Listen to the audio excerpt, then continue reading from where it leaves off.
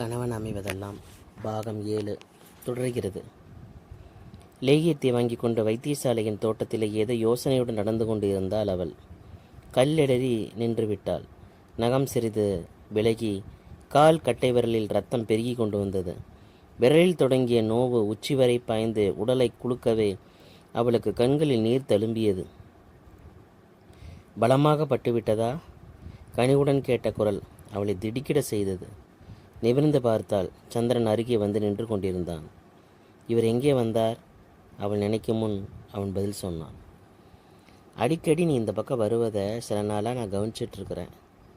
உன்னோட பேசணும்னு ஒரு ஆவல். பங்களாவில் சந்தர்ப்பமே கிடைக்கல. அதனால் அன்பு ததும்ப அவளை அவன் பார்த்தான்.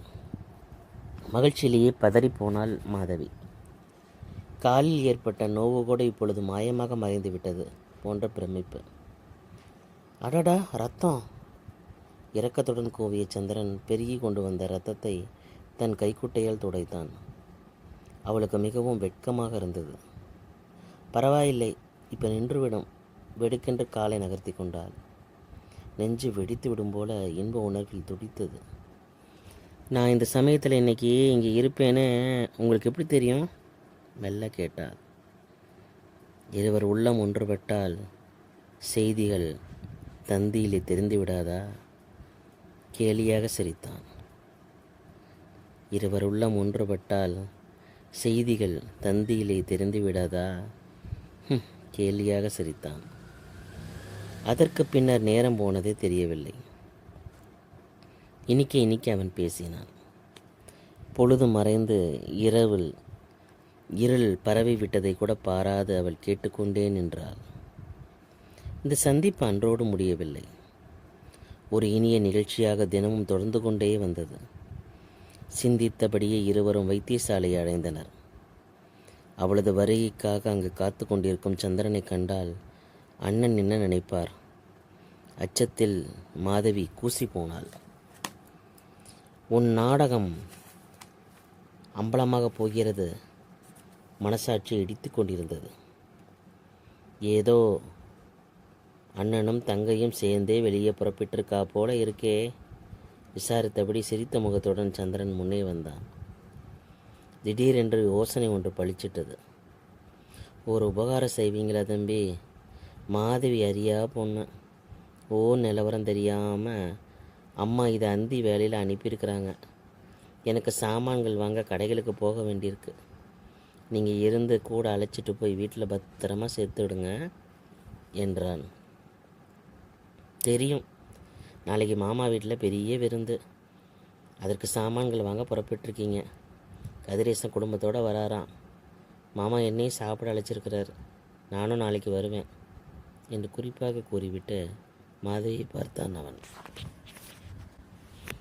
அப்போ இருங்க, வருகிறேன். விடைபெற்று கொண்டு சைக்கிளில் புறப்பட்டு விட்டான் சிவகுரு. அப்பாடி, பெரிய வில்லன் வருகிறான் என்று பயந்து விட்டேன். உன் அண்ணன் நமது நண்பன், இனி கவலை இல்லை சிரித்தார் சந்திரன். மாதவியும் மகிழ்ச்சியுடன் முழுவளித்தாள். அன்று அவள் வீடு திரும்பும் பொழுது நன்றாக இருட்டி விட்டது. வாயில் வரை துணை வந்த சந்திரனுக்கு அவளை பிரிய மனமில்லை. தோட்டத்திற்குள் நுழையும் முன் நூல் நிலையத்திலிருந்து அவள் எடுத்து வந்த புத்தகத்திற்குள் ஒரு கடிதத்தை வைத்தான். இன்னைக்கு உன்னை சந்தித்து நீண்ட நேரம் பேச முடியாவிட்டால் என்ன செய்வது என்று ஒரு கடிதத்தை முன்கூட்டி எழுதி கொண்டு வந்தேன். பொழுது கிடைக்கும் போது அதை படிச்சுப்பார். பதில் எதிர்பார்க்கிறேன்னு சொல்ல தேவையில்லை. புன்னகித்து விட்டு தயங்கிபடி பிரிந்து சென்றான். புத்தகத்திலிருந்து எடுத்து இடுப்பில் சொருகி கொண்ட அந்த கடிதத்தை படிக்க வெகு நேரமாக மாதவிக்கு சந்தர்ப்பம் கிடைக்கவில்லை. இரவு உணவிற்கு பின் தங்கம் மகளுடன் மாடிக்கு உறங்க போய்விட்டாள். சிவகுரு வாயில் வராந்தாவிற்கு படுக்கச் சென்று விட்டான். கைலாசம் வியாபார கூட்டம் ஒன்றில் கலந்து கொள்ளச் சென்றிருந்தார். அவர் வர நேரமாகும். இருந்தும் அவருக்கு கதவு திறந்துவிட அவள் முன்னறையில் தரை மீது உட்கார்ந்திருந்தாள். அப்போது மெல்ல துணிவுடன் கடிதத்தை எடுத்து உணர்ச்சியில் நடுங்கிய விரல்களால் மெல்ல பிரித்து பார்த்தாள். மாதவி, என் அன்பே, தொடர்ந்து நாம் சந்திப்பதன் பொருள் என்ன என்பதை நீ இதற்குள் புரிந்து கொண்டிருப்பாய் என நம்புகிறேன். நேரில் சொல்ல ஆசைப்பட்டேன், துணிவில்லை. அதனால்தான் சொல்ல வந்ததை இதில் சுருக்கமாக எழுதிவிட்டிருக்கிறேன். முதல் நாள் உன்னை மாமன் வீட்டில் சந்தித்ததிலிருந்து என் மனம் என் வசமே இல்லை. ஆமாம் மாதவி, நான் உன்னை மிகவும் நேசிக்கிறேன், விரும்புகிறேன். உன் மனம் அப்படிதான் என்பது உன் முகத்தை பார்த்த உடனே அந்த அளவிலேயே எனக்கு புரிகிறது. தவறில்லையே. போன வாரம் மாமாவை சந்திக்க நான் வந்த பொழுது அவர் பூஜை அறையில் இருந்தார். வராந்தாவில் நின்றபடி நான் அவருக்காக காத்திருந்தேன். அது சமயம் உள்ளே இருந்து வந்த பாடல் என்னை மைமறக்க செய்தது. கீதமினிய குயிலே கேட்டியோ எங்கள் பெருமான், உனக்கு இத்தனை இனிய குரல். தமிழ் இசை இரண்டிலும் உனக்கு எத்தகைய ஈடுபாடு. உனக்கு என்னை போல ஈடுபாடு என்பதை அறிந்த நான் கொண்ட மகிழ்ச்சிக்கு அளவே இல்லை, சொல்ல தேவையும் இல்லை. அப்பொழுதே ஒரு முடிவுக்கு வந்துவிட்டேன். அந்த அறையில் குடிகொண்டிருந்த ஆண்டவன் என் எண்ணத்திற்கு சாட்சி. மாதவிதான் என் வருங்கால மனைவி என்பது என் முடிவு. நீ மனமுருக பாட பரவசத்துடன் மாமா கேட்டுக்கொண்டு பூஜை அறையில் அமர்ந்திருந்தாரே, அதேபோல் ஒரு நாள் மிகச்சிறிய நமது வீட்டில் நிறைந்த உள்ளத்தோடு நாம் இருவரும் சேர்ந்து இசைப்பாடுவது போன்ற ஒரு இன்பக் கனவு என் உள்ளத்தை நிறைத்து கொண்டிருக்கிறது. நீ என் மாதவி, நான் உன் கோவலன். மேலே என்ன சொல்ல? இனி சொல்ல வேண்டியவள் நீ. அன்பன் சந்திரன் கடிதத்தை பன்முறை வாசித்தாள்.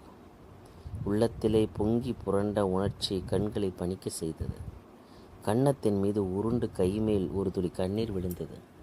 அதற்கு தான் எத்தனை குளிர்ச்சி! அது ஆனந்த கண்ணீர். அதற்கு வெப்பமேது?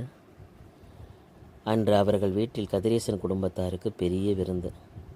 அதில் கலந்து கொள்ள சந்திரனையும் கைலாசம் அழைத்திருந்தார்.